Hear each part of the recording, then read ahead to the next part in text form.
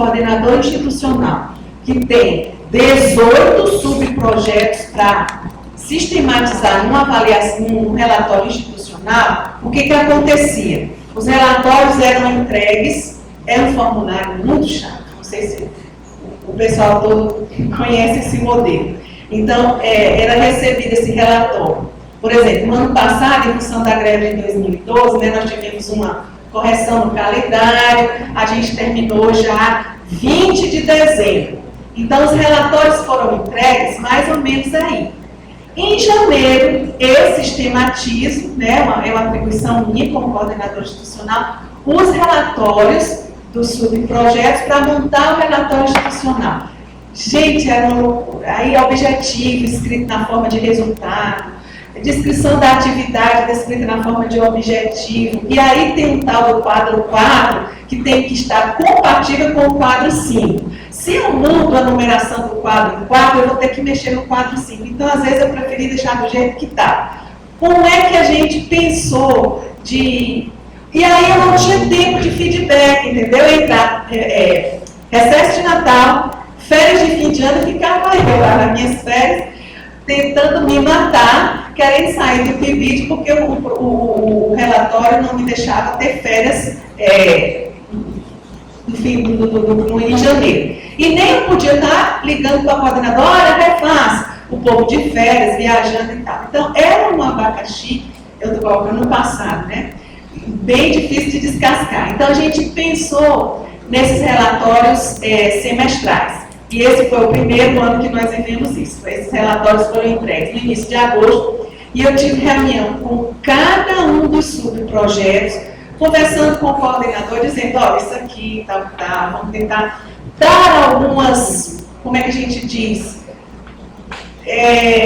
uma unidade, sem ser uma homogeneidade, né, aos nossos, a linguagem que a gente usa para dizer tal coisa, a forma que a gente organiza tal aspecto, para não ficar uma coisa muito diferente de cada subprojeto, difícil da gente sistematizar. Então, essa situação, eu espero que a gente tenha, como eu tive pela primeira vez, a oportunidade de dar um feedback coordenador a coordenador, eu imagino que o relatório no final do ano venha, né, com essas pequenas distorções e erros e essas dificuldades possam vir sanadas.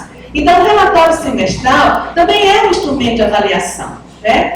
Então, estamos criando os formulários de avaliação, que devem ser preenchidos semestralmente, visando identificar aspectos positivos que devem ser reforçados, aspectos que precisam ser revistos e melhorados, e, eventualmente, participantes que devem ser desligados pelo descumprimento das obrigações. Isso não é uma coisa recorrente, mas ocorre, né? Sempre que qualquer tipo de bolsista, se ação à docência, supervisor, coordenador de área, assim como institucional e o coordenador de gestão, assinamos um termo de compromisso. Esse termo de compromisso está lá dizendo o que é, quais são as minhas obrigações. Então, é bom ler antes de assinar, porque pode ser que eu veja, eu acho que eu não tenho perfil disso não, não quero essa bolsa não, vou atrás de outro, mais fácil, né? O PIBID exige um compromisso muito sério com a docência, né? E aí você assina aquele termo de compromisso, aí falta a reunião. Quem nunca faltou uma reunião, atira a primeira pedra. Todos nós temos problemas. Alguém atirou.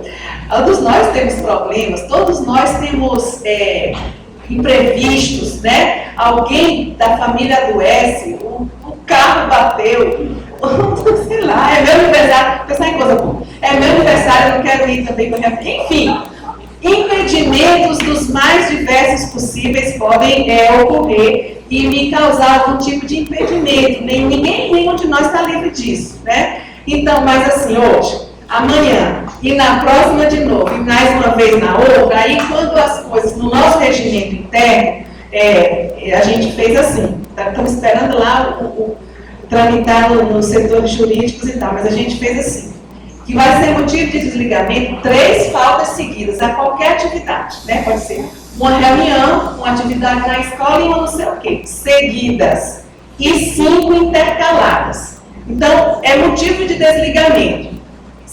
Hoje, quer dizer, há meses atrás eu não podia fazer isso.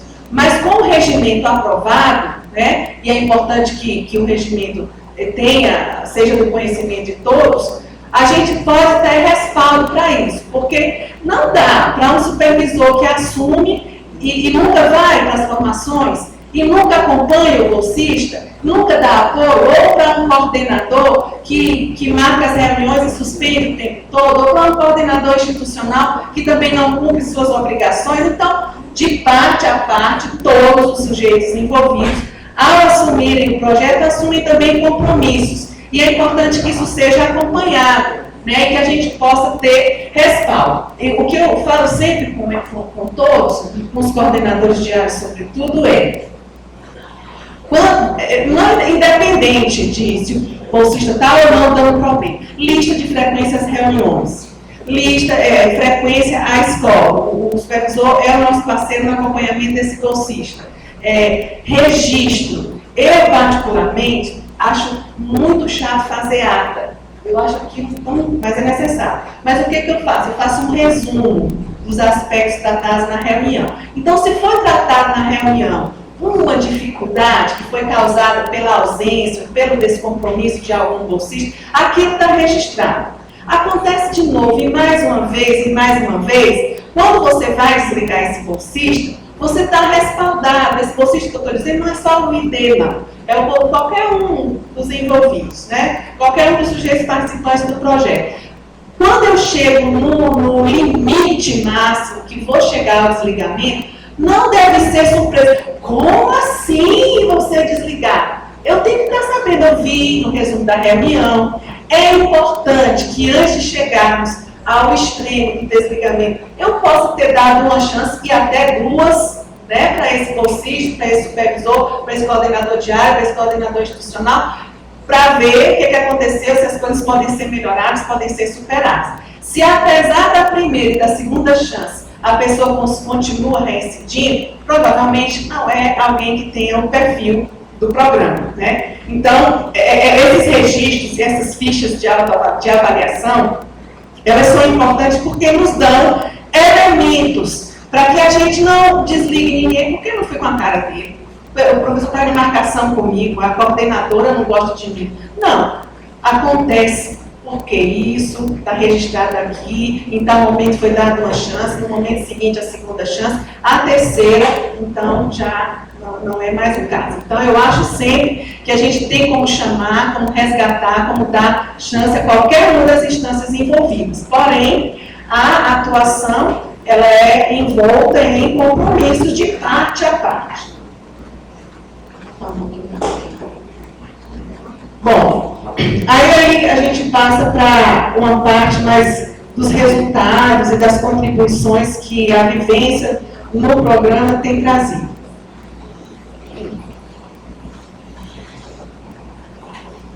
Penso que uma das mais relevantes é que o PIBID é um espaço fértil de efetivação da relação entre teoria e prática. Essa relação por meio da inserção do futuro professor no contexto escolar.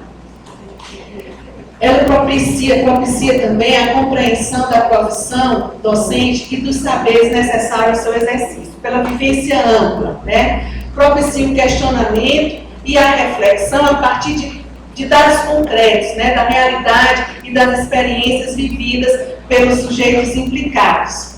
Uma outra contribuição bastante interessante é essa relação de colaboração com a escola básica, em que os diferentes sujeitos e instâncias são valorizados. Então, assim, foi muito bom para a escola porque o PIBID veio para cá. É muito bom para a universidade ter a escola básica mais perto da gente. É muito bom ter a escola básica nessa parceria. Então, os implicados, todos os envolvidos, as instâncias e os sujeitos, tendem a se beneficiar dessas contribuições.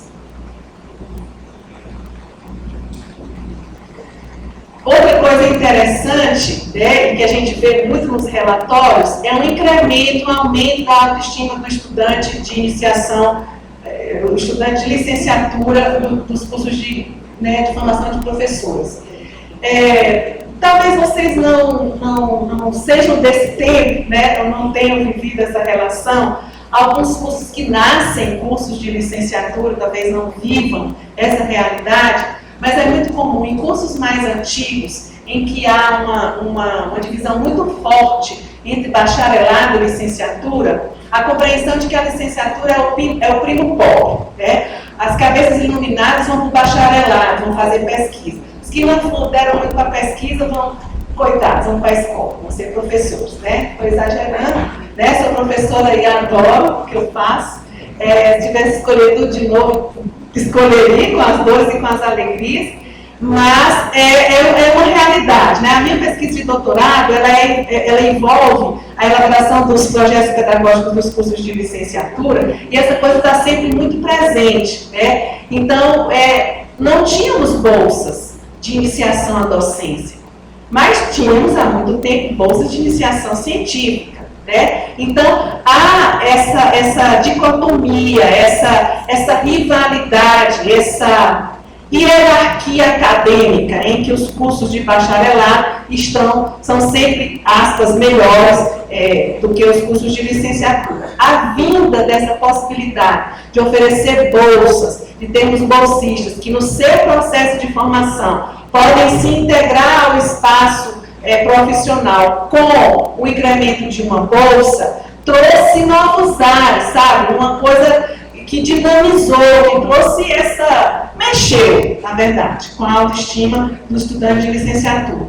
Uma outra contribuição refere-se ao planejamento e realização de atividades artísticas, lúdicas, visitações, oficinas, utilização de metodologias e material didático diversificado, sessões de estudos que proporcionam melhoria e superação na formação dos sujeitos implicados, né? Tanto os licenciandos como os professores das licenciaturas, como também professores e estudantes da escola básica. A gente pode ainda acrescentar o incentivo à produção de conhecimentos. Como é interessante e gratificante a gente ver nos encontros de práticas docentes, quando o professor da escola básica vem apresentar, como provavelmente vocês terão momentos como esse, a sua experiência no PIBID. Então, ele prepara um resumo, ele escreve esse resumo passa por uma aprovação, ele vem fazer uma apresentação oral. E é muito comum a gente ouvir desses professores a alegria de voltar à universidade, a alegria de poder estar fazendo parte de um processo formativo, apresentando um trabalho que há não sei quantos anos eu não escrevia nada. Então, não só para os bolsistas, como também para os professores da escola básica, a participação no projeto tem incentivado a compreensão assim, do que eu faço no meu trabalho docente, eu produzo conhecimento com isso. Então, eu sistematizo no resumo. Temos professores que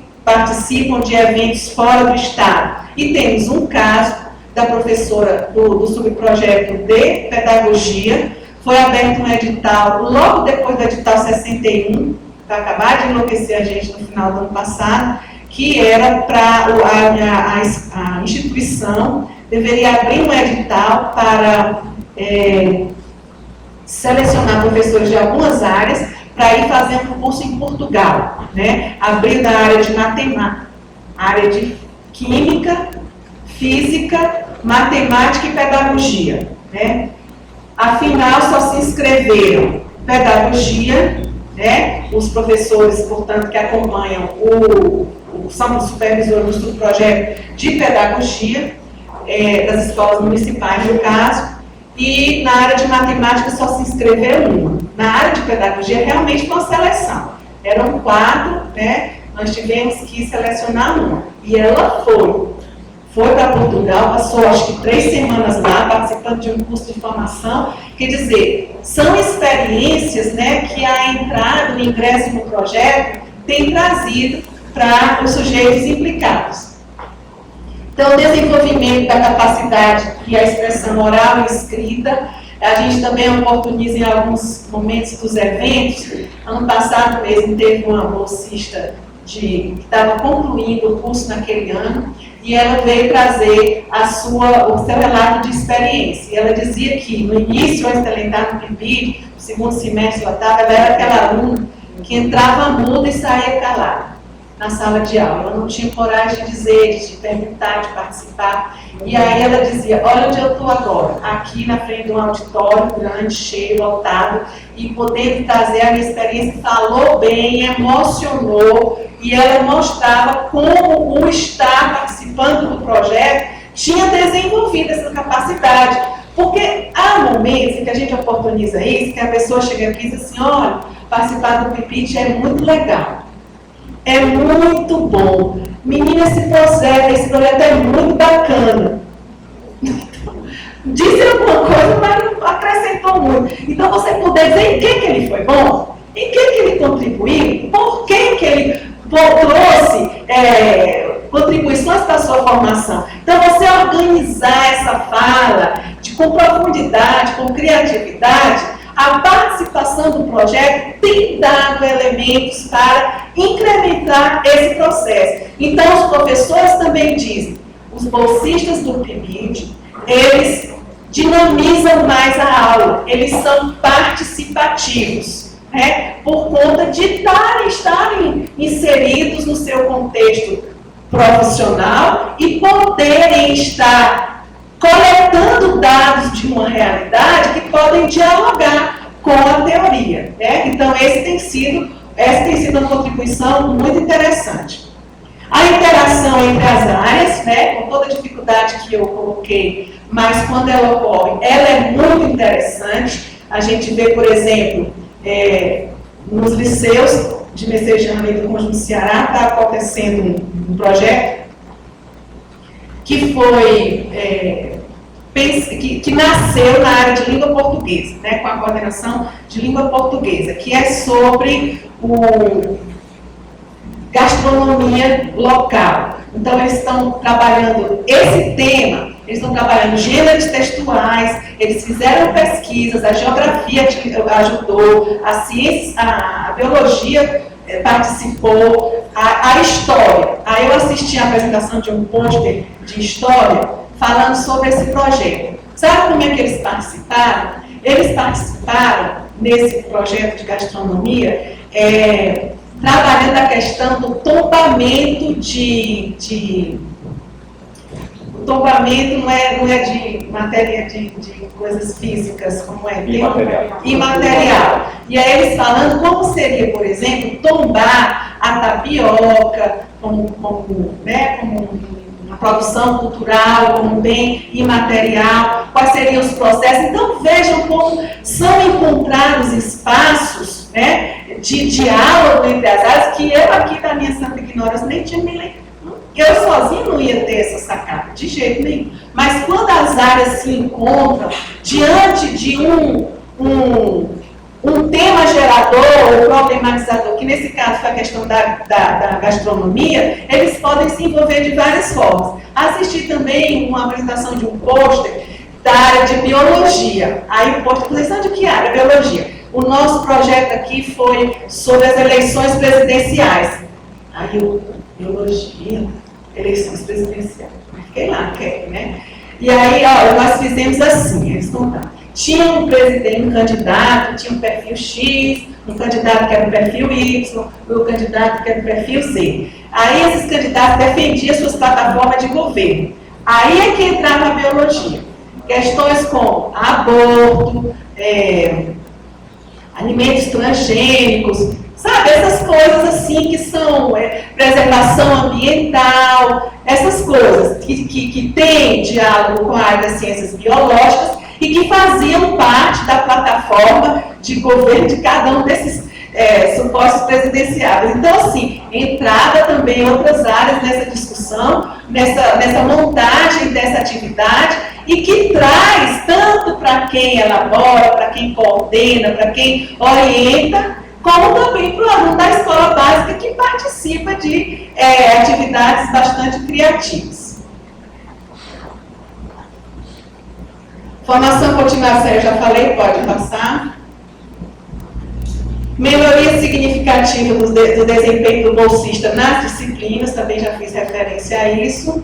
E aí, dificuldades. Assim, quando eu chego aqui colocando isso, parece que tudo que eu digo, não, para chegar aí, tem briga, tem dificuldade, tem problema, tem tropeço, tem gargalo, e que a gente está levando. Na hora que eu apresento aqui, estou fazendo uma apresentação, né? Mas estamos aqui falando também das dificuldades. Uma das dificuldades é a compatibilidade de horário entre as áreas para a realização das atividades interdisciplinares, já tinha feito referência a isso. Falta de espaço e material adequado para a realização de algumas atividades. E aqui, eu não sei se a música sofre com esse tipo de problema, mas, por exemplo, biologia, física, química, que vão realizar alguns tipos de experimentos, a escola não tem laboratório, ou tem laboratório e está tudo quebrado lá dentro, e faz não sei quanto tempo que ninguém mexe e está quebrado. E como é que eles buscaram, que tipo de eles usaram os kits, enfim. Mas para algumas áreas, a falta de material pode se constituir numa importante dificuldade para a realização das atividades. A ausência de compreensão do corpo docente, pedagógico e administrativo quanto à importância do ensino de arte, das diferentes linguagens ligadas às artes. Não sei também se é algo que vocês presenciam aqui, mas assim, eu lembro muito bem da licenciatura em dança, quando fomos definir a escola, que teve uma escola que eu acho que isso deve ser uma polêmica, não vou me aflorar nessa discussão, vou só dar o exemplo. A diretora queria que a coordenadora de dança e tal, ela se engajasse na área de educação física. O que era uma coisa que a coordenadora da licenciatura em dança não concordava com essa abordagem da dança, né? Então, aí não ficou nessa escola. Parece que foi um diálogo bem difícil. Nas palavras da antiga coordenadora, a diretora até a tratou mal. Então, aí assim, a área de artes é aquela miscelânea, né? Nem é música, nem é teatro, nem é dança, nem é artes plásticas, é tudo e não é nada. E quem dá é o professor de matemática que precisa completar a carga horária dele na escola, né? Então, esse tipo de problema e até de desvalorização da área na formação do cidadão parece sempre visto como uma coisa menor. Não, hoje não vai ter aula de artes, não, porque precisa ter aula de física que o professor faltou e essa área caiu no Enem e não sei o quê. Então, esse tipo de coisa, então, esse processo de convencimento, de alargamento da compreensão e da importância das áreas ligadas a artes na questão da formação do cidadão, né? Tem sido uma batalha. Nessa mesma direção vai a questão dos subprojetos interdisciplinares, educação ambiental, educação inclusiva nem tanto, porque ela tem se incluído mais na primeira etapa do ensino fundamental, e educação ambiental, mas sobretudo educação e direitos humanos. A própria coordenadora teve que gramar atrás de uma escola, porque as escolas, direitos humanos, não, isso não cai no Enem, não, ninguém quer isso aqui, não. Até que um diretor ligou para mim, pedindo que a área de direitos humanos fosse para lá. E aí a gente não queria ir, porque tinha orientação da SEDUC, que nós não tivéssemos numa mesma escola mais de um PIBID institucional, não de um subprojeto. Então, lá já estava, eu não sei se o Instituto Federal ou se a UES. Mas, diante das dificuldades que nós tivemos, eu obedeci a SEDUC e depois liguei, me justifiquei e ela compreendeu. Olha, nós temos tido dificuldade de inserção no subprojeto, que traz uma discussão de tamanha relevância, mas que tem tido uma certa dificuldade de inserção nas escolas, né? Então, essas áreas que não trabalham com uma disciplina e que não é disciplina que cai no Enem, elas têm sido menos valorizadas e têm tido uma aceitação mais difícil. Incompreensão das ações do projeto, confundindo o bolsista de iniciação à docência com estagiário, substituto, ajudante do professor, ou que o projeto visa promover cursos de reforço ou preparação para o Enem ou outros exames nacionais. Estruturas curriculares muito pesadas, né? Carga horária pesada que dificulta a realização. Então, tem alguns cursos de licenciatura que tem aula quase todo dia, de manhã e de tarde. Então, o que tempo sobra, né, para esse bolsista, ou pouco tempo sobra para esse bolsista realizar outras atividades muito relevantes para a sua formação. Nós não estamos desvalorizando a formação do conteúdo, mas o professor não se forma apenas pelo conteúdo. O conteúdo é muito importante, mas não dá conta de toda a complexidade da formação para a docência. Então, isso foi detectado nos projetos interdisciplinares, em que os estudantes iam para a escola e aí curso X, curso Y, nesse dia eu não posso, eu tenho aula, aí não tem um dia, ou tem poucas alternativas, em que os horários coincidem, que toda a equipe possa se reunir, ou que ele possa se encontrar na escola com um bolsista da outra área, que possa, naquele dia na escola, interagir com um ou dois bolsistas de área diferente, porque a carga horária dele na universidade já é muito pesada. Então, essa tem sido uma dificuldade muito grande. A rotatividade dos bolsistas também, ela é grande. Quase todo mês a gente tem que abrir edital. Por mais que a gente abra edital e faça um cadastro de reserva, aparece outra bolsa, o bolsista vai para outra bolsa, porque, por exemplo, quando a bolsa para o PIBID começou, ela era a melhor bolsa da universidade. Não teve reajuste, então agora ela está no mesmo valor das demais bolsas, pelo menos da graduação. E envolve um gasto adicional, né? O deslocamento para a escola, paga transporte e além de que, para o desgaste, né? De ir, voltar, ir para a escola, ter o tempo lá. Muitas vezes, isto, para aquele bolsista que realmente não se vê como professor, ele muda rapidamente de bolsa. Essa rotatividade é algo que tanto dá trabalho, porque abre edital, faz seleção, aí o bolsista entra, o projeto já está, né, em junho, em setembro, já começou, já tem um bocado de coisa, aquele bolsista entra zerado, né, nas coisas que já aconteceram. Então, a inserção, a apropriação dos conceitos, da dinâmica do projeto, começa tudo de novo quando o processo, vamos dizer, o ponto já está no meio do caminho. Pouca disponibilidade, no caso da UFC, a gente tem essa situação dos supervisores das escolas municipais, né? Nós, no Ceará, temos o privilégio de, no caso, a Secretaria Estadual dar uma liberação, né, de uma carga horária para os bolsistas, para os supervisores. No interior, essa dificuldade é um pouco maior pela ausência. Muitas vezes você libera um professor de matemática, você tem que colocar um temporário no lugar dele. Professor de química, algumas áreas há uma carência muito grande de professores, então não dá para liberar. Mas a SEDUC tem garantido essa liberação. E isso facilita tanto o acompanhamento do bolsista D&D pelo supervisor, como a disponibilidade dele de participar das atividades na universidade. Sessões de estudo, planejamento, né, fazer, enfim, esse deslocamento. Já no caso da Prefeitura Municipal de Fortaleza, da Secretaria Municipal de Educação, quando veio a gestão nova em 2013, suspendeu a liberação dos supervisores, e isso tem trazido uma série de problemas. Os supervisores não têm mais aquela disponibilidade de participar de uma série de coisas, tem sido bem mais difícil, né? A gente continua batalhando, mas a gente consegue alguma liberação, mas isso não tem sido fácil, não. Acúmulo de atividades nossa, né, dos professores da universidade, que temos que, né, trabalhar com aulas, pesquisas, atividades na graduação, na pós-graduação e ainda as atividades do projeto. Então, é um acúmulo de atividades que a gente fica o tempo todo, né, não podendo nos dedicar mais. Ainda tem a questão, por exemplo, do estar na pós-graduação, de ter que produzir artigo esse e aquele, de publicar num tipo de publicação, quais essa ou aquela.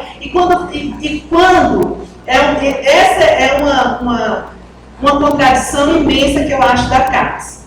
O PIBID é um programa da CAPES, da Diretoria de Educação Básica. a própria CAPES, em suas outras diretorias que cuidam da pós-graduação, não consideram produtividade esse tipo de coisa. Eu não consigo me ver como uma professora improdutiva, mas a CAPES me vê. Porque eu não publico não sei aonde, não sei aonde, não sei aonde. E nada do que eu faço no PIBID, quando eu digo eu, falo em nome dos coordenadores institucionais, dos coordenadores de área, que se dedicam ao projeto, ao programa e que acabam com menos tempo para essas publicações que são exigidas nesse perfil de produtividade que a CAPES impõe. E é dentro da mesma coordenação, da mesma CAPES, da mesma instituição.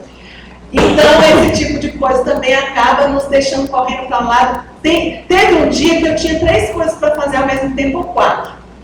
As minhas obrigações de participar da reunião de departamento, eu tinha a abertura do encontro de filosofia lá, do PIBID da UFC, e tinha uma atividade de planejamento do ENDIC, isso foi segunda-feira passada.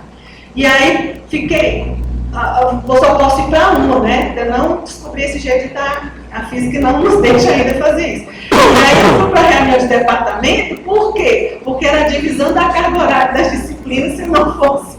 Podia sobrar para mim, como acabou sobrando mesmo, tendo ido. Bom, para encerrar, a reflexão que eu queria deixar sou uma pessoa, como vocês podem ver, absolutamente empolgada, né? Eu acredito no PIBID como um processo que contribui, como um programa que contribui para a formação de professores. Isso não me deixa cega aos seus limites e dificuldades, nem me faz compreender que o programa por si só resolverá históricos problemas da formação de docente no nosso país, que demanda políticas mais amplas que incentivem não só a formação, como também a permanência do professor na profissão. Uma outra coisa importante ainda vivemos numa universidade que não avança muito na compreensão do que é formar professores.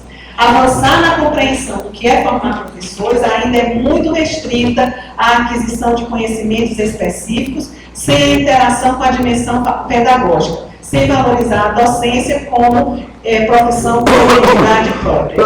Então, a gente também tem que avançar, tem que batalhar na formação dos nossos formadores. Né? Tem muito professor que forma professor sem ter tido uma vivência nenhuma de escola básica.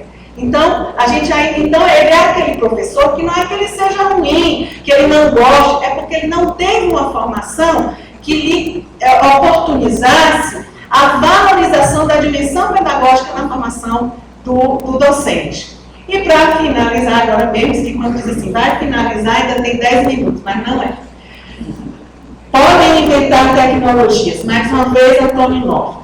Serviços, programas, máquinas diversas, umas à distância, outras menos, mas nada substitui um bom professor. Nada substitui o bom senso, a capacidade de incentivo e de motivação que só os bons professores conseguem despertar. Nada substitui o encontro humano, a importância do diálogo, a vontade de aprender que só os bons professores conseguem promover.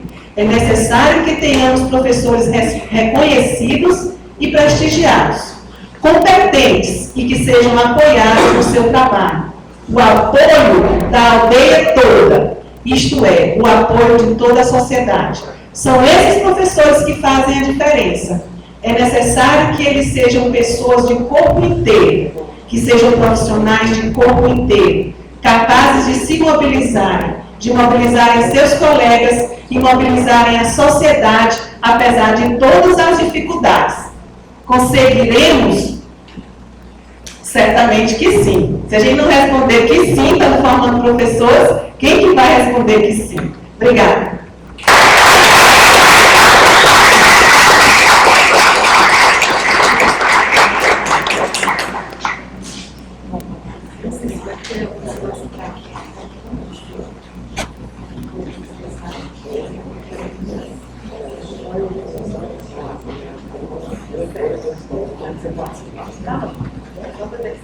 Eu queria agradecer mais uma vez a professora Carmencita e eu gostaria de convidar os diretores das escolas que participam do PIBID, que são parceiros nossos do PIBID, para comporem a mesa, e a professora Cadrecino também para compor essa mesa e enriquecer o nosso debate.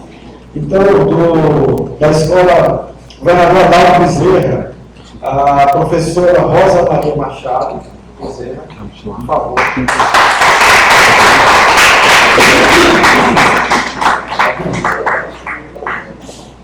Da escola Polivalente, o professor Boaz David Lima Gino.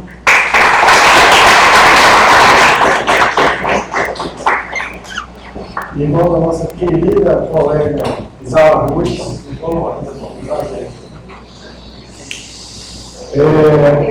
a diretora do Colégio de Irabéis, professora Antônia Liduvina Rodrigues Patrício.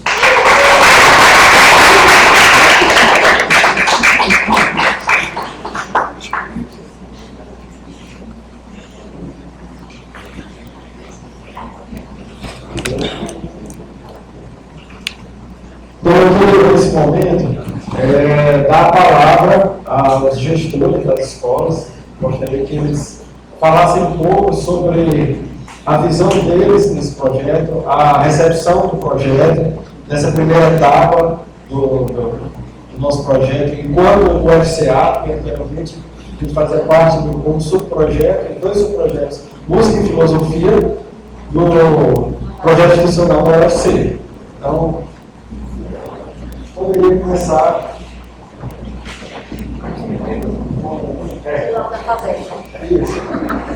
Boa tarde. Boa tarde. Saudar aqui a mesa dos nossos colegas, né? Liduína e Boaz. Nós já temos um tempo em que a gente vem trabalhando o PIBID na escola, tanto de música como de filosofia. Temos como coordenadora do PIBID na escola a professora Carla, que está presente aqui, e de filosofia a professora Elídia, não pôde estar. Já vim aqui alguns dos alunos, né, PIBIdianos, que fazem esse trabalho conosco. Então, é importante essa parceria da UFCA com as escolas de ensino médio, então ter a presença dos jovens estagiários na escola, nas atividades realizadas pela escola, nos projetos. Então, não foi necessário mudar muito a rotina da escola para poder desenvolver essas ações. Então, os acadêmicos estão muito bem envolvidos nos projetos da escola.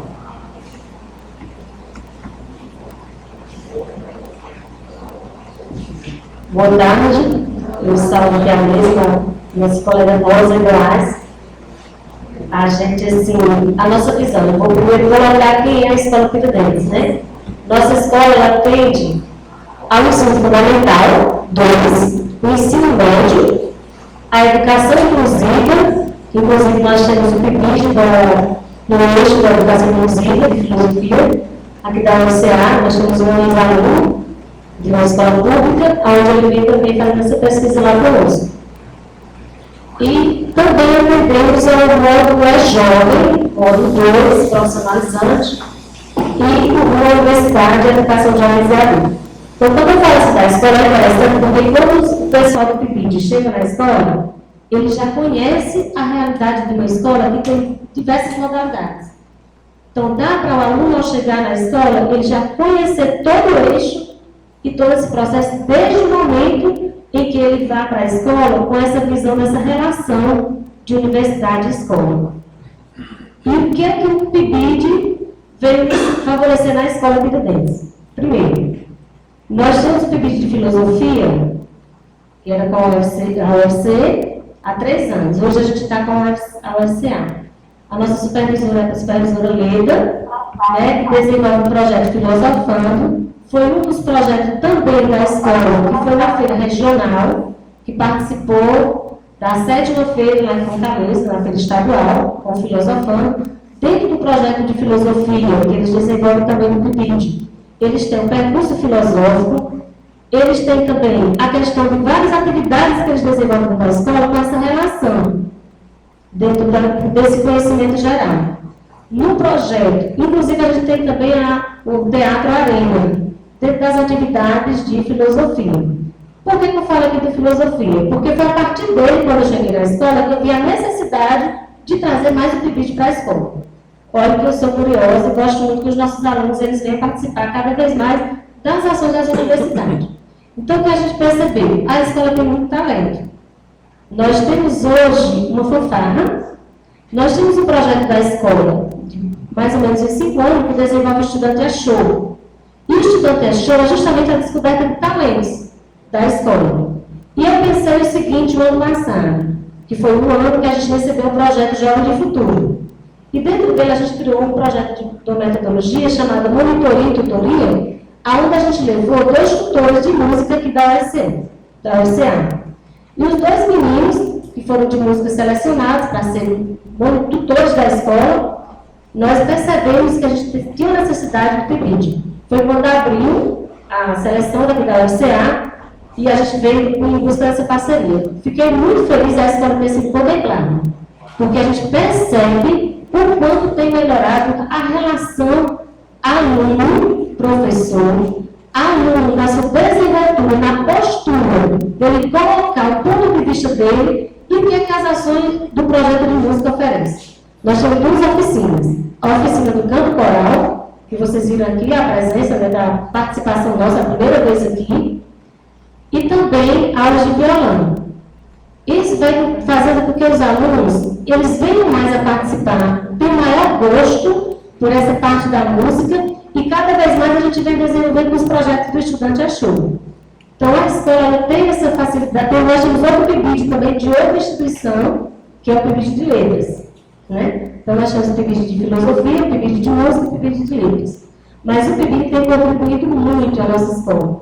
E a gente, no nosso caso, a gente quer crescer mais com a banda da escola. Porque a gente tem também a banda e a gente quer que vamos à frente aí para o Estudante é Show a gente arrasar cada vez mais. Mas isso a gente quer dizer assim, agradecer a Karine, que é a nossa supervisora da música, né, do PIBID de música, e aos meninos, os pibidianos da escola, que estão de segunda a sexta na escola, participam da parte pedagógica da escola, e eles conhecem realmente o que a escola vem trabalhando. Esse momento da universidade, estar dentro da escola, facilita essa relação.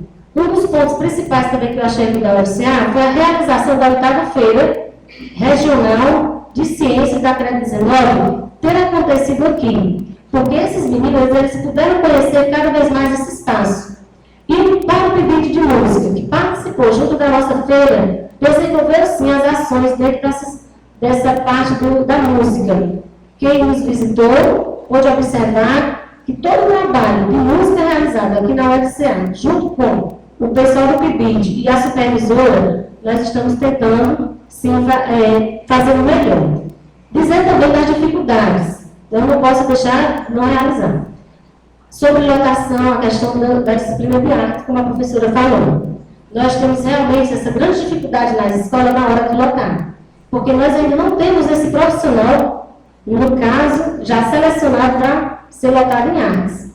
E quando abriu essa seleção para música, a gente já viu uma grande possibilidade das aulas de artes ficar justamente com o supervisor que já está trabalhando com a música aqui, para facilitar o nosso trabalho e também dos nossos alunos. Certo? Estou aqui para qualquer dúvida que pode perguntar. Passa para nós.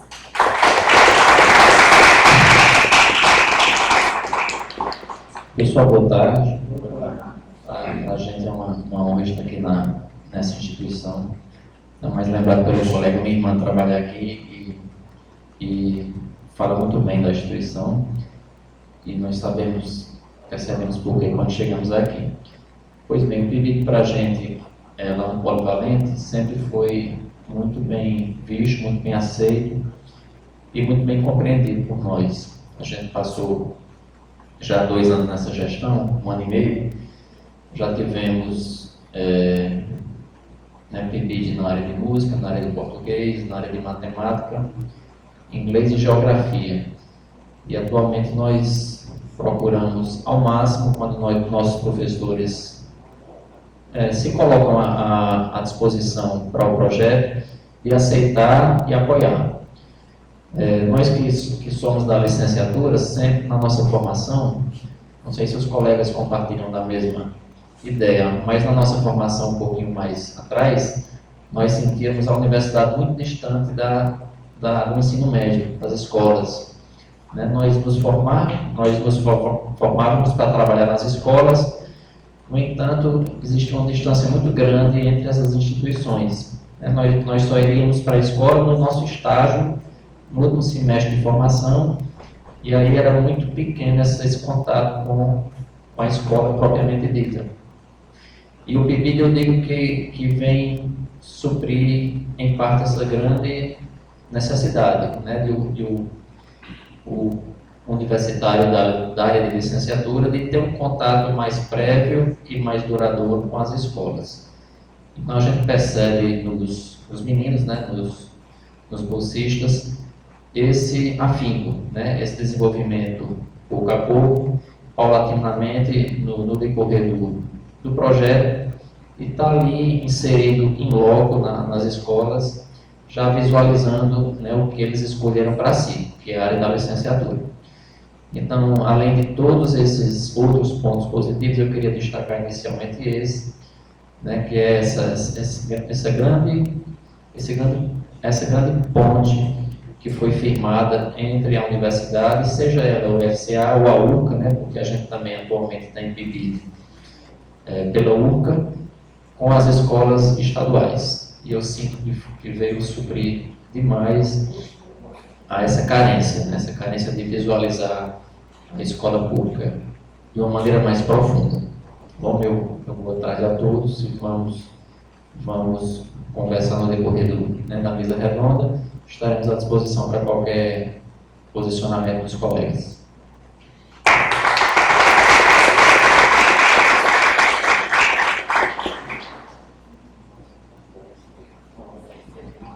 Eu queria fazer uma pergunta. Eu queria fazer a pergunta para a Carmencita, e acho que também os colegas das escolas podem falar um pouquinho. Hoje a gente sabe que, não é de hoje, já há algum tempo, algumas áreas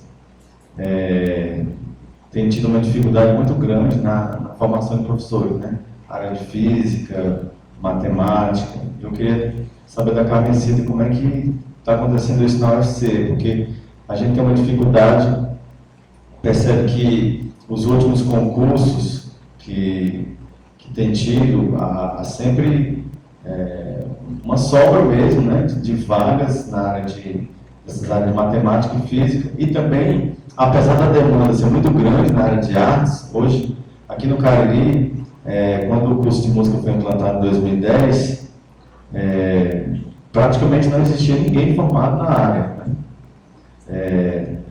fazendo uma aposta assim, bem superficial, eu acredito que a única pessoa aqui na área era a Ruth, formada, e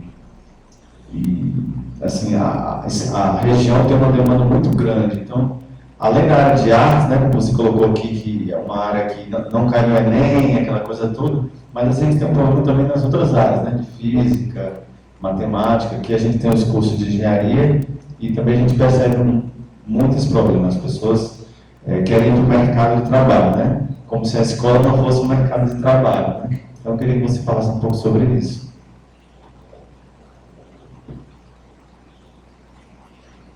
Eu creio que nos últimos 10 anos ocorreu um incremento na quantidade de profissionais formados nessas áreas.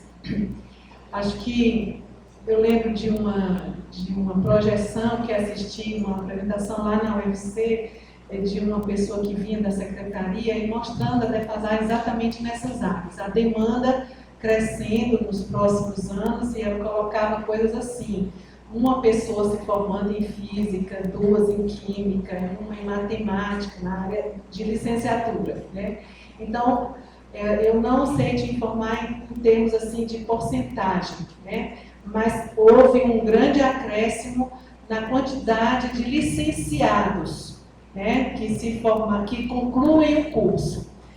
No caso da UFC, esses cursos, por força mesmo de resoluções do MEC, eles se desvincularam do bacharelado, né? Por exemplo, física, química e matemática, eles são cursos noturnos, as licenciaturas são noturnas, e os bacharelados são pela manhã, na rotina investigativa.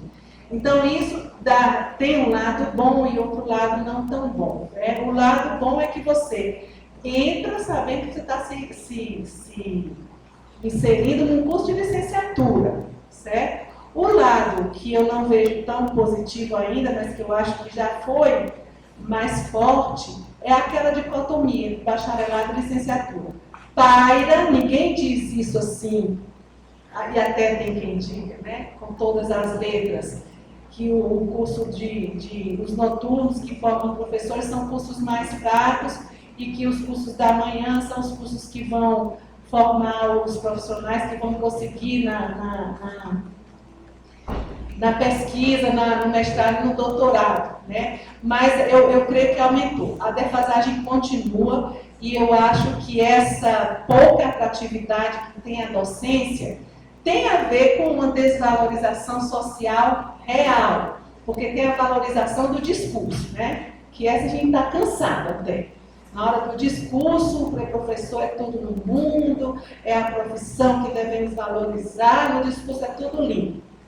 Na hora de transformar isso em políticas públicas de valorização docente, as coisas caem na real, vamos dizer assim. E a realidade, ela não tem sido uma realidade social que valoriza o exercício da docência. Então, eu acho que o que desestimula o ingresso e a permanência, né, são duas coisas que têm a ver com políticas, é por isso que eu terminei a minha fala com aquela reflexão final, com políticas educacionais mais amplas que incentivem e valorizem não só a formação, como a permanência. Então, se você vê a abertura de editais, você vê que é exigido do professor o nível superior e o salário que é oferecido. E outras áreas, que também é exigido o curso superior e o salário que é oferecido para esses profissionais. Então, a desvalorização começa aí, né? ou se manifesta também na hora que você vai se inscrever para um concurso e já vê a disparidade salarial de algumas áreas, das quais são exigidos o mesmo nível de formação, o nível superior. E, às vezes, o salário também para algumas profissões de nível médio chega a superar o salário oferecido ao professor. Então, eu acho que temos crescido, né, em termos de oferecer egressos dessas áreas que têm muita carência, sobretudo nos interiores, não só do estado de Ceará, mas eu acho que por esse Brasil afora. Então, acho que a resolução desse problema tem a ver com currículos de formação de professores de qualidade, mas tem a ver também com com políticas educacionais de manutenção do professor na carreira. E tem a ver também com as condições de trabalho, né?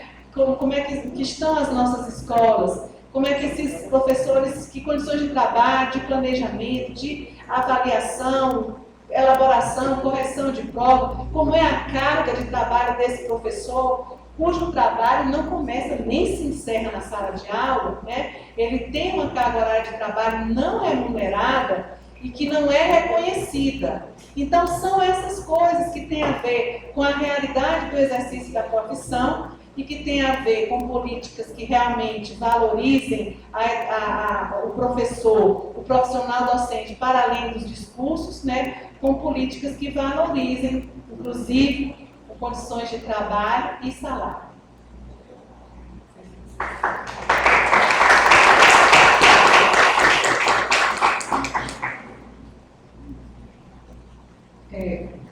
Eu acredito que houve, nesses últimos anos, uma melhoria, sim, nesse sentido. Houve a implantação da lei do PIS, né? Depois houve a redução de 1/3 da jornada, né? Então, foi pensado, né, na questão da valorização do professor.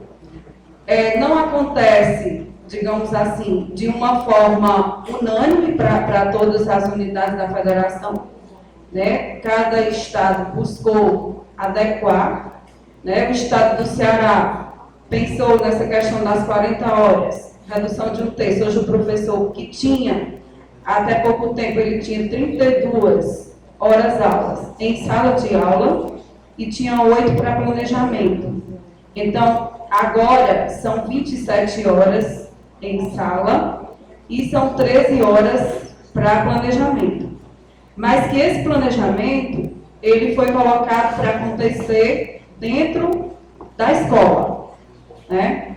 Então, mesmo o professor tendo as atribuições que são normais, né? A questão de atividades que se levam para casa, de trabalho, de avaliações, então, com essa questão da implantação de 1/3 da carga horária, essa jornada de 13 horas, ela pode ser também utilizada para esse tipo de trabalho, né? Mas que seja feito dentro da escola.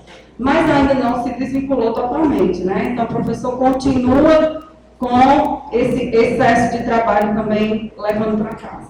Não porque queira, mas porque a gente sabe que realmente, para um professor, por exemplo, que tem 27 horas de aula, por exemplo, um professor de filosofia, nós estamos aqui vendo a questão da filosofia.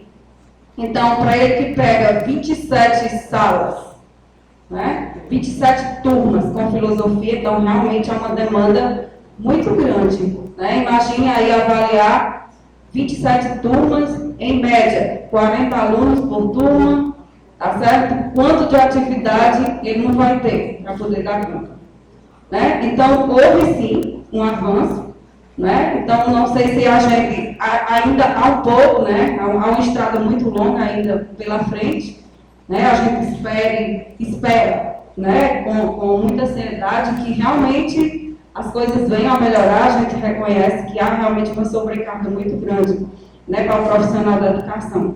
Então, a gente, de repente, a gente não trabalha somente na escola. Então, a gente trabalha também em casa, trabalha no final de semana, trabalha nos feriados, e há uma carga muito grande, né? Então, há uma estrada ainda. Em relação à questão da formação do professor, foi colocada por Carmencita, né, inicialmente. Ela colocou a questão da arte. A gente procura colocar o professor para completar sua carga horária, né? Então, mas que pelo menos seja numa área afim, né? Por exemplo, então, um profissional que é formado em letras, né, já que ele não completou a carga horária dele todo com língua portuguesa ou com língua inglesa, então a gente completa, no caso, com a aula de artes. Então, nós não temos, por exemplo, na escola, nós temos o Adalto Bezerra, uma escola muito grande. Nós temos mais de 2.000 alunos, certo? Pela manhã nós temos 6 primeiros anos, à tarde são 7 primeiros, à noite são 3. Então, nós não temos um profissional de artes, não temos. Mas hoje, graças a Deus, eu acho que, e aos PIBICs também, né?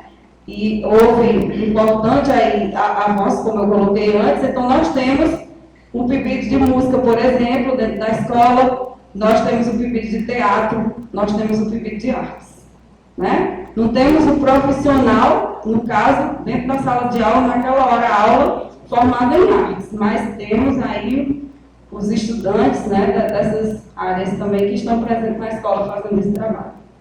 Tá?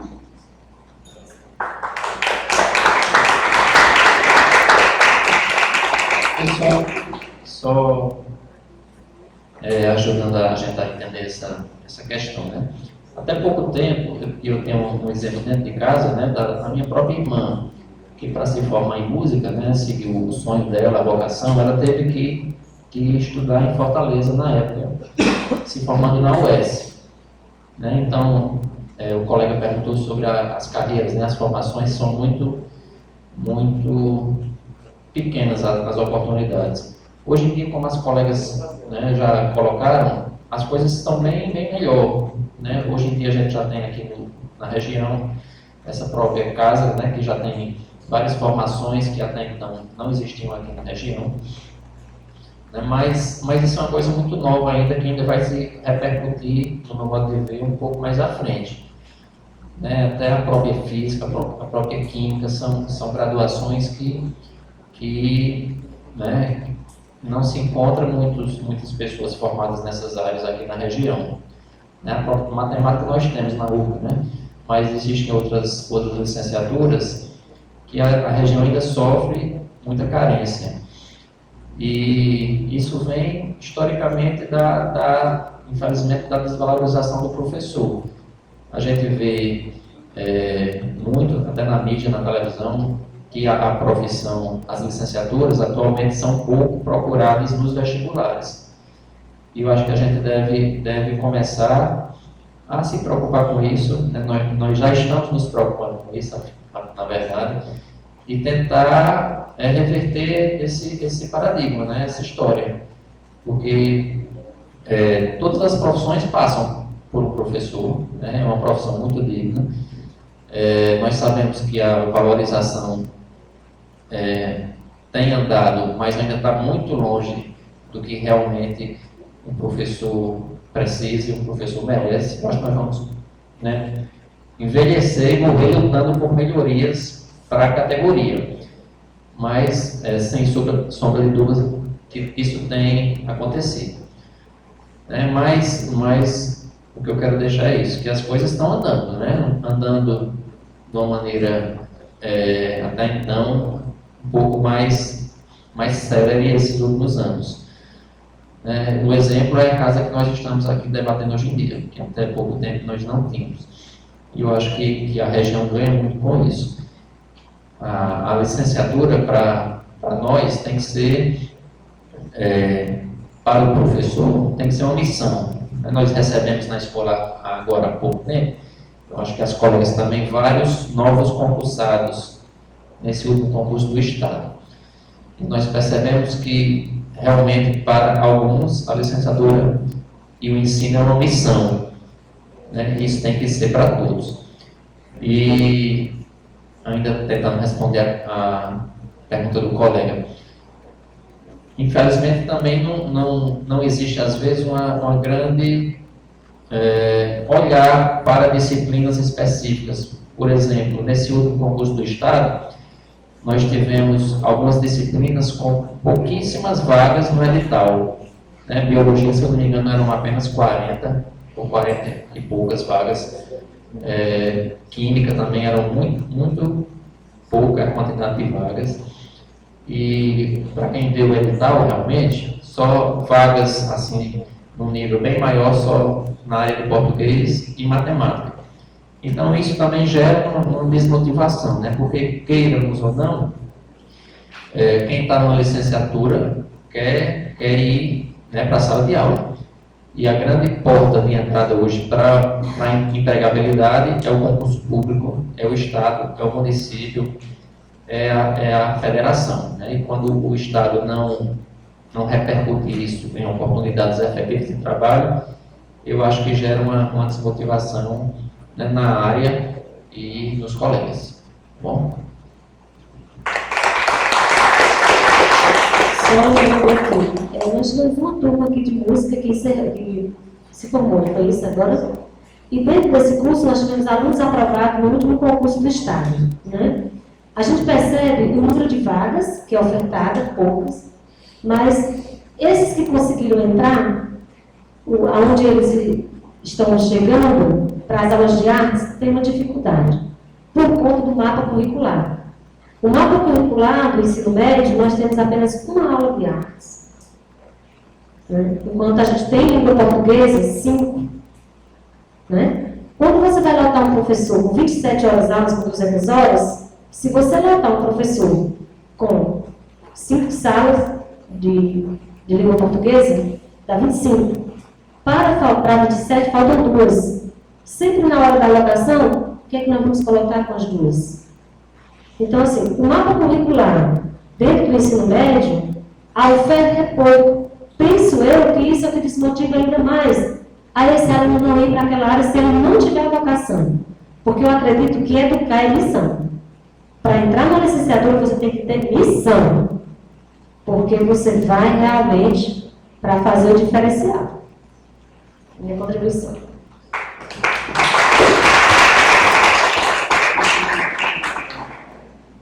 Posso fazer outra pergunta?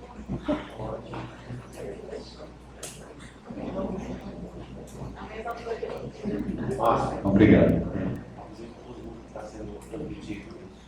Tá, acho que já todo mundo. Por isso que eu avisei no final, para você se preocupar. Não, a gente está transmitindo via internet. É uma pergunta para todo mundo, né? Mas acho que talvez mais direcionando para cá, Mesquita, por conta das atividades do PIBID. Quando você comentou na sua fala sobre a quantidade de atividades no curso, que dificulta a participação deles nas atividades do PIBID, eu claramente reconheci o que está acontecendo aqui hoje, né? A gente acabou de fazer uma reformulação no projeto pedagógico do curso, já foi aprovado e no próximo ano a gente vai iniciar já nesse novo formato, né? Nesse novo modelo. Mas mesmo assim a gente assume, né, que eles passam muito tempo em sala de aula. A gente fez uma flexibilização grande no sentido de oferecer disciplinas optativas.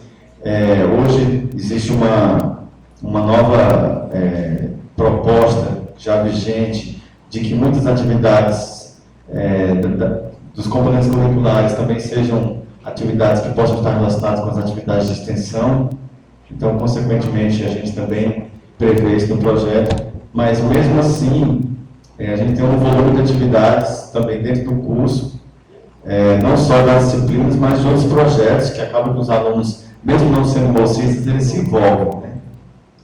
E no caso da música especificamente, diz respeito aos grupos musicais, né? A orquestra, o coral, a Big Band, o grupo de saxofone, o grupo de sopro de metais, enfim, vários outros grupos. Mas a pergunta, além disso, é específica no sentido da participação e da relação em outros projetos. Ou seja, como é que o PIBID hoje se relaciona, ou seja, se é que ele se relaciona também, com projetos como o PET, né? Com projetos como o PID, né? A monitoria das disciplinas relacionadas às atividades também que são desenvolvidas na escola, porque esse aluno do PID, futuramente ele vai ter que fazer um estágio, e ele pode também futuramente ser um aluno bolsista do PIBID, né? Então, como é que, não sei se você vê isso, se isso já existe, né, na UFC, essa relação com os outros programas, com o PET, com o PID, outros, a própria pesquisa, né, como você citou. Isso vai variar muito de curso para curso, né? Há cursos em que os projetos eles são parceiros, né? Há outras situações em que cada um tem um espaço e não se envolve muito um com o outro. Mas veja, em termos de aglutinação de ação de projetos, no caso, PIBID e Prodocência, né? Que são dois programas da CAPES. A gente tem uma parceria no Encontro de Práticas Docentes, né? Então, o Encontro de Práticas Docentes se insere como ação, tanto num projeto como no outro. Então, é um projeto que se abre. É uma ação que se abre tanto para o PIBID como para as licenciaturas de maneira geral. Na medida em que o PIBID propõe atividades como minicursos, sessões de estudo, às vezes isso acontece em parceria com outros projetos. Também estou me lembrando de um projeto específico que tem ações conjugadas com bolsistas de um determinado laboratório ligado a ensino. Então, as ações como oficinas, né, palestras, às vezes os projetos se juntam para trazer palestrantes de alguma situação específica que a ideia é que se a gente tiver esse profissional na instituição, a gente possa lançar mão dessa possibilidade. Mas se é para trazer, por exemplo, algum palestrante, algum pesquisador, algum estudioso de uma determinada área, então o PIBID, o PED pode se juntar. Na produção, por exemplo, de livros, né? Por exemplo, trabalhos produzidos num e no outro projeto podem se aglutinar e fazer uma produção bibliográfica, né? Então, são possibilidades.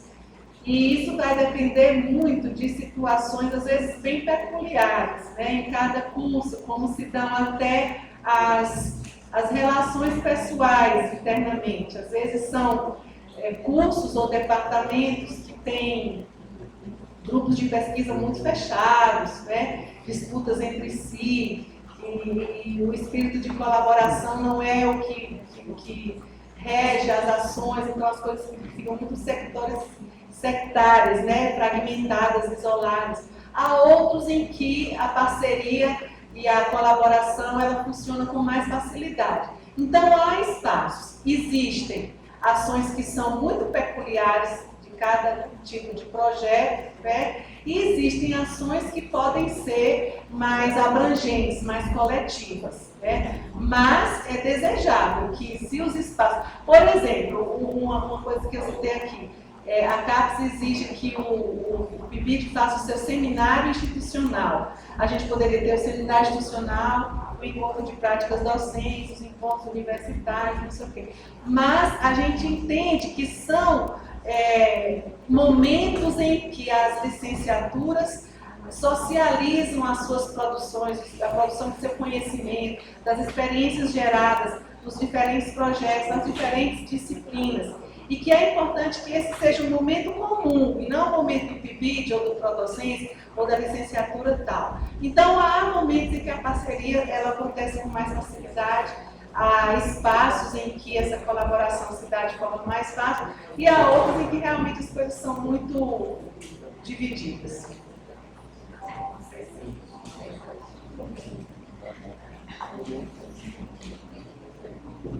Mais alguma questão, gente, que vocês gostariam de lançar para a mesa?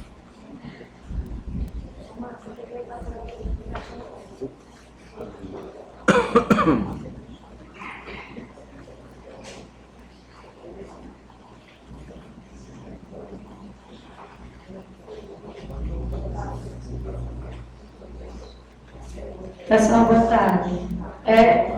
A minha fala agora, ela vai soar assim, é uma pergunta, mas é também uma provocação para que nós todos, né, reflitamos a respeito do PIBID em si, do programa do PIBID.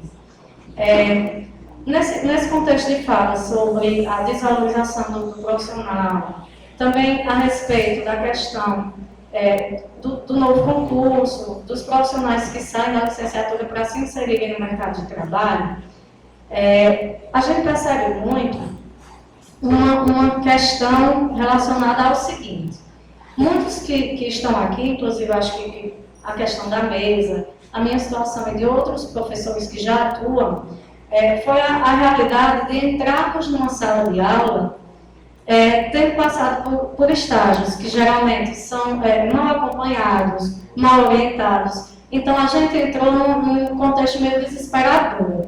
E nessa questão do novo concurso, que é bem recente, então vai estar bem fresquinho na cabeça, né, do pessoal que acompanha a mesa, principalmente dos diretores, existe uma questão muito dolorosa na minha concepção, que é a do professor que entra sem antes ter sequer pisado o pé numa escola, e entra com vontade, mas que não tem o preparo didático, o preparo da experiência prática mesmo da sala de aula, né? Então, eu acho que isso é desesperador para o professor que tem a vontade, mas não tem a prática pedagógica, não tem a experiência. E eu acho também, né, aí eu vou, né, vai numa questão de pergunta, eu acho também que deve ser desesperador para o gestor, quando ele recebe no seu corpo de professores, alguns professores que têm a vontade, né, de fazer bem, de fazer melhor a prática da licenciatura, mas que não tem um preparo para isso e que ainda, né, entrou despreparado, e esse preparo a gente sabe que só vem com a prática, e isso demanda um certo tempo. Então, dentro dessa perspectiva, eu entendo que o PIBID, ele vem com uma questão muito positiva, que é de preparar o licenciando para que quando ele entre na escola, né, para que quando ele chegue aos portões da escola, ele já traga consigo essa prática da vivência pedagógica, né, da dimensão escolar.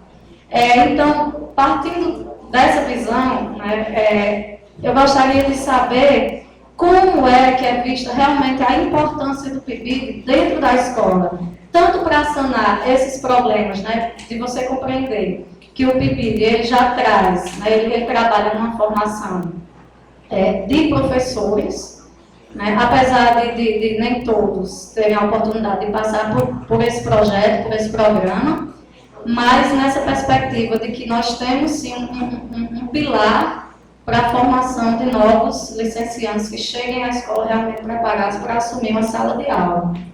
Então, é nessa perspectiva que eu gostaria que vocês comentassem a respeito do PIBID. Obrigada. Pois bem, acho que até na minha fala eu já tinha me referido sobre isso, mas é uma coisa realmente que a gente tem que se ater, porque realmente é muito doloroso para algumas escolas e também para alguns profissionais. Na nossa época, né, um pouquinho mais atrás, a gente praticamente só tinha contato com a escola no estágio, né, no último semestre, e aqui para nós muitas vezes muito mal feito, né, muito mal acompanhado pelo professor. O professor da universidade mal ia para o local do estágio, e aí, infelizmente, era feito por alguns de uma maneira muito sem qualidade. E eu acho que o PIBID vem melhorar, né? Não é resolver esse problema, até porque o PIBID não é para 100% dos alunos, né? É uma parcela. E o PIBID dá essa oportunidade, né, de os licenciandos estarem inseridos num ambiente o qual eles vão encontrar, né, se realmente eles forem seguir essa carreira. Infelizmente, os editais dos concursos hoje, eles não pedem experiência de trabalho na docência. Eles pedem pura e simplesmente o seu diploma de graduação. Com o seu diploma de graduação, você está apto a ser professor. E até hoje tem sido dessa maneira, e por conta disso, alguns colegas, né, professores, chegam na escola realmente caindo no meio de um tiroteio, né, sem aquela experiência, sem aquela vivência, que infelizmente eles vão aprender apenas, né, já exercendo a função de docente.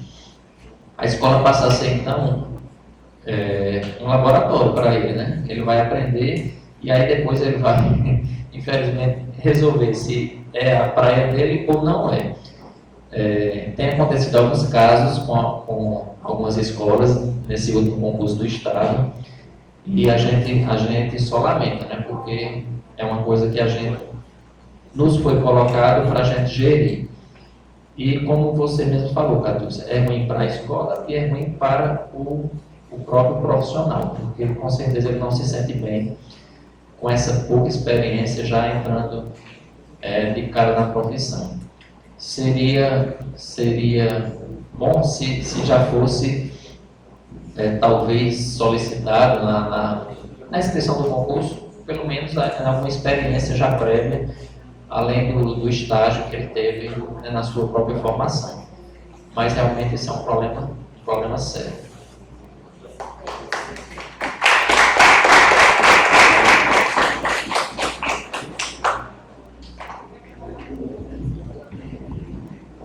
Só para a gente fazer uma reflexão aqui. Isso aqui chamou a atenção mais para as instituições superiores. A responsabilidade maior de a gente colocar os licenciados no mercado de trabalho. Por isso que eu acredito que o PIBID ele vem favorecer esse relacionamento da escola básica, da educação básica, com o ensino superior. Esse envolvimento da universidade dentro da escola e a escola dentro da universidade é o que vai favorecer ao nosso aluno ele despertar para o que realmente ele vai querer. Nós podemos observar, dentro da escola que nós trabalhamos, a tendência dos nossos alunos a fazer o curso de filosofia por conta do PIBID de filosofia. Nós podemos perceber a curiosidade do nosso aluno a fazer o curso de música pelo PIBID de música. Você sabe o que é você ter aquela sensibilidade de você poder ouvir um conceito da universidade, daqui da UFCA, com a professora Ruth coordenando, com aquela turma de alunos do primeiro ano. Você sabe o que é você ter junto da escola a possibilidade de você ter todo esse material aqui da UFCA apresentando dentro da escola na hora de intervalo, o intervalo musical. Você sabe que nós ganhamos também o Mais Cultura. A escola hoje desenvolve um projeto Mais Cultura. O Mais Cultura vem trabalhando com o projeto da comunidade para dentro da escola. Não sei se vocês lembram do Pi Freitas. Ele está construindo os instrumentos com a comunidade escolar, com o aluno e a comunidade fora dela, os pífanos, as rabecas, todos os instrumentos, e eles vão fazer a apresentação no dia 13 de dezembro. Desse projeto que foi criado dentro da escola com a comunidade. Então, a sensibilidade desses meninos, o depoimento que eu ouvi na hora que eu fui chegando aqui, de um aluno que participa do coral, é dizer, é aqui que eu quero estudar, porque eu quero fazer esse curso. Porque eu me descobri agora. Então, no primeiro ano, ela já se descobriu.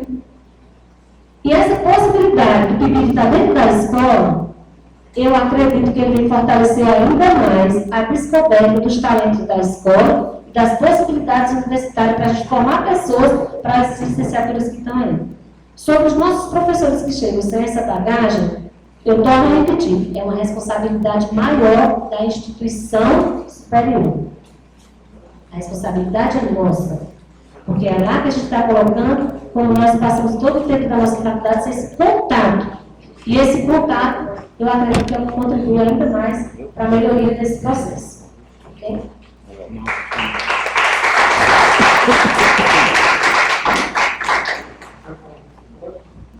Então, esses dias eu participei de uma mesa redonda com alguns representantes do MEC sobre o PIBID.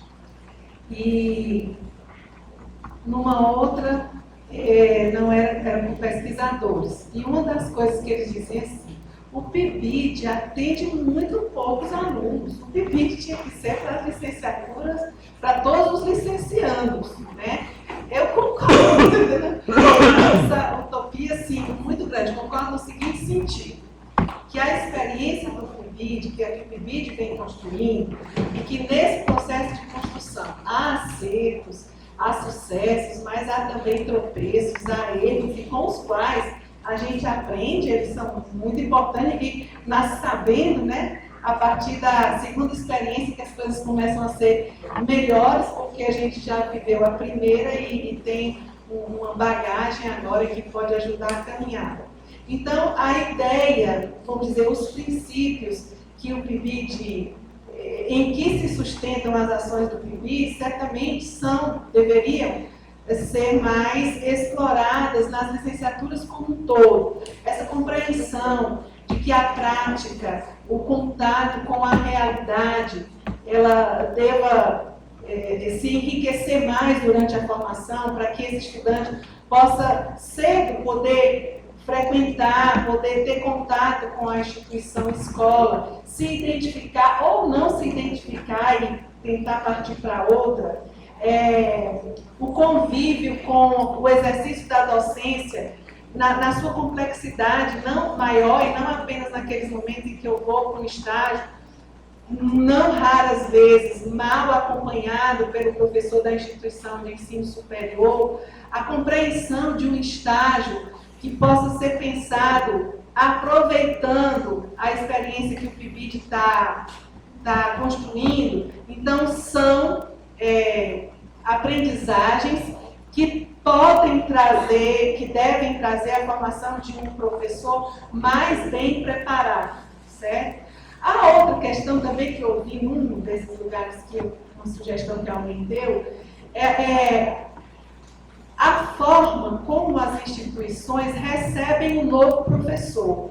Então, a sugestão era assim, que esse novo professor, que chega sem experiência, porque, assim, a ideia de exigir experiência ela é até interessante. E aquele que não tem, vai continuar sempre sem ter, porque sempre vai ter exigência de experiência. Então, o professor iniciante vai ser sempre, né, deixado para trás. E essa experiência que ele precisa construir, vai construir quando?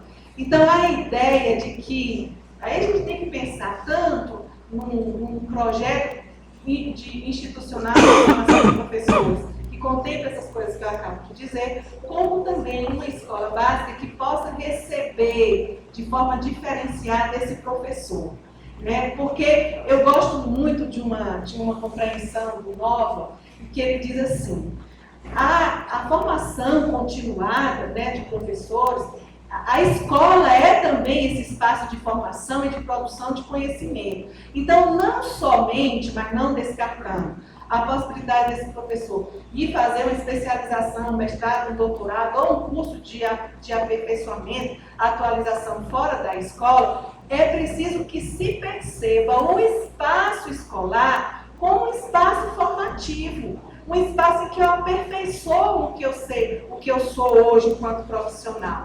E nesse sentido, a forma como as nossas instituições acolhem e recebem um novo professor, talvez instituindo um professor, não sei como é que eu chamo, tutor, né? O professor que é mais antigo e que possa ter na sua carga horária, não estou falando em nada que tenha que ser o sacerdócio, não. Ele sempre entendido que como professor mais veterano, ele teria uma potencialidade de melhor receber e acompanhar por algum tempo esse professor inexperiente que chega. É uma possibilidade, né? E que as escolas não é assim, vamos escola, vamos fazer, não. Dá condições para a escola e o professor poder ser também esse espaço que continua essa formação do professor que ingressa. São apenas caminhos possíveis.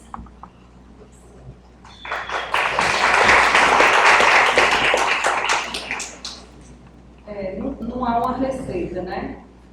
Eu lembro, eu não sou tão velha assim, né? Sou jovem, mas quando eu entrei para educação, eu tinha apenas 19 anos. Eu ainda estava cursando, fazendo a minha licenciatura e fiz o concurso e deu certo, né? Então, tudo era novo, um desafio, né? Todo dia era um desafio. E eu acho que quando a gente tem realmente vontade de fazer, a gente já tem metade. Né? Então, é a gente acreditar e dar esse passo que é também tão importante. Imagina você, eu sou formada em Biologia pela URCA e passei a atuar Matemática. Tá? E a vida toda, em sala de aula, foi trabalhando com Matemática. Certo? Então, hoje eu acredito que eu tenho muito pouco da minha formação mesmo. Né? Porque eu me distanciei pela questão da profissão. Né? Tenho até, inclusive, alunos aqui na plenária que foram meus alunos e que foram alunos da matemática. Né? Karine ali, ó, professora, foi minha aluna da matemática. Né? É Pibidiana, Karine. Né? Supervisora lá do Tiradentes. E foi dessa forma, então a gente vai construindo e tem que encarar como se fosse um desafio mesmo. Lembro que recebi uma professora recente do concurso de 2010, que ela entrou na escola já bem um ano depois que os outros tinham sido chamados, né? E quando ela chegou, que ela disse assim, qual é a carência? Aí, e eu disse que era biologia no terceiro ano. Né? E a professora se assustou porque era o terceiro ano. E ela preferia se fosse o primeiro, mas que havia uma lotação de efetivo e que eu não podia fazer esse remanejamento no meio do ano. Né? Então ela olhou para mim assim, de uma forma desesperada, como a colega mesmo disse, aí foi dizer assim, eu posso colocar alguém no meu lugar? Assim, tipo assim, ela ficava recebendo, mas ela pagaria para poder alguém ficar no lugar dela enquanto o ano letivo terminava e aí ela pegava outra lotação. Que não pode, né? Não pode. Né? Então são esses desafios. E a gente viu que ela foi aprendendo a lidar com isso, o medo, que é natural, a insegurança também para quem está iniciando, mas que você tendo o domínio de conteúdo, você vai conseguindo também o domínio daquela turma. Né? E as coisas vão acontecendo naturalmente.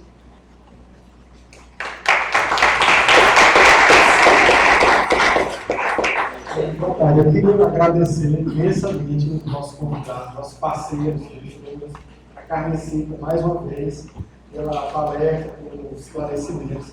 E eu vou falar aqui rapidamente, esse debate ele não termina aqui. Gostaria de convidar os gestores, se eles puderem retornar amanhã, a partir das 14 horas, a gente vai ter a fala dos nossos supervisores. Então, logo após a fala dos supervisores, a gente poderia continuar o debate. Eu acredito que, né, aprofundando um pouco mais essas questões. Eu queria convidar todos os participantes para esse momento agora, que será um café filosófico. Eu vou explicar a dinâmica. Então, será proferida a palestra As Gerações Tecnológicas e a Relação Professoal, pelo professor Emanuel Marcondes de Souza Torquato. Isso. Graduado em Filosofia pela UES, especialista em Docência de Ensino Superior pela FJN e mestre em Filosofia pela UFC. Então, o professor Marcondes vai conduzir o nosso café filosófico. Enquanto ele se apresenta aqui, organiza o seu material. Muito obrigado, Marcondes.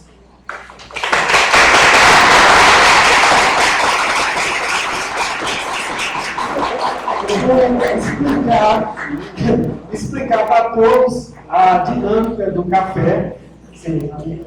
Vocês têm uma mesa com um café, efetivamente, um café delicioso, com bolos, com suco, com café, com canapés. Gostaria que os nossos convidados se servissem. E à medida que vocês forem se servindo, vocês podem se servir. Pessoal, aqui atenção, só por favor, só uma questão de ordem. Vocês podem se servir e retornar aos seus lugares. Orientação do professor Marcondes, vocês podem continuar comendo e ouvindo a palestra. Ok? E depois vamos para o debate.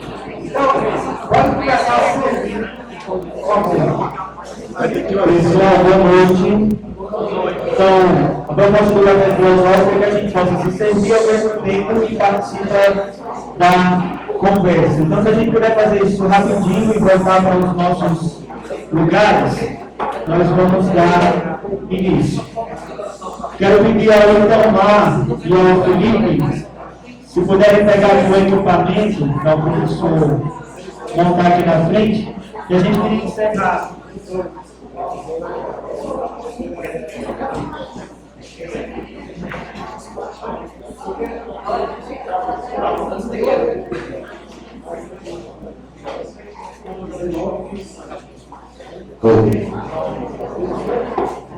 Botou o nosso som. Então, deixa aí com o professor para montar. Pode ser até aqui em cima da mesa, já sabia. Então, quando o pessoal se organiza para a gente retornar.